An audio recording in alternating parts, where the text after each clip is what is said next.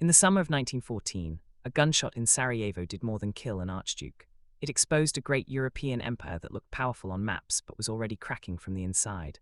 When Austria-Hungary marched into World War I, it did not enter as a modern, unified state. It entered as a fragile, divided empire fighting enemies abroad while slowly collapsing at home.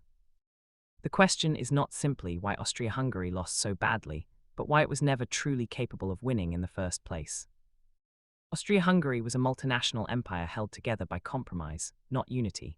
Germans, Hungarians, Czechs, Slovaks, Poles, Croats, Serbs, Romanians, and Italians all lived under the same crown, but loyalty to the empire was weak.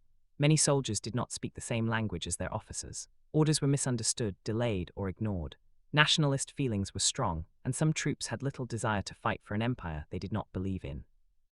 This lack of unity damaged morale from the very beginning of the war. The military itself was outdated and poorly prepared. While other great powers had modernized their armies, Austria-Hungary lagged behind. Its weapons, artillery, and transport systems were inferior to those of its enemies. The officer corps was often conservative and resistant to change. Training emphasized tradition over modern battlefield realities. When war came, the army struggled to adapt to trench warfare, modern artillery barrages, and large-scale coordinated attacks. Leadership was another major weakness. The empire's top generals, especially Chief of Staff Konrad von Hertzendorf, repeatedly pushed for aggressive offensives despite limited resources and exhausted troops. Early campaigns against Serbia were disastrously planned and badly executed. Austria-Hungary underestimated Serbia and suffered humiliating defeats in 1914, losing tens of thousands of men. These failures damaged the army's confidence and prestige at a critical moment. On the Eastern Front, the situation was no better. Austria-Hungary faced the massive Russian Empire and was quickly overwhelmed in Galicia. Poor coordination, weak intelligence, and logistical failures led to devastating losses. Entire units were destroyed or captured. From this point onward, Austria-Hungary became increasingly dependent on Germany for survival. German troops, commanders, and supplies repeatedly had to rescue their ally from complete collapse.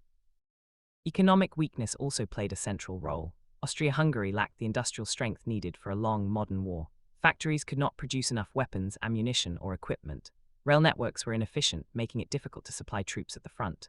As the war dragged on, shortages of food and fuel spread across the empire. Civilians suffered, unrest grew, and strikes became common. Hunger weakened both the home front and the army.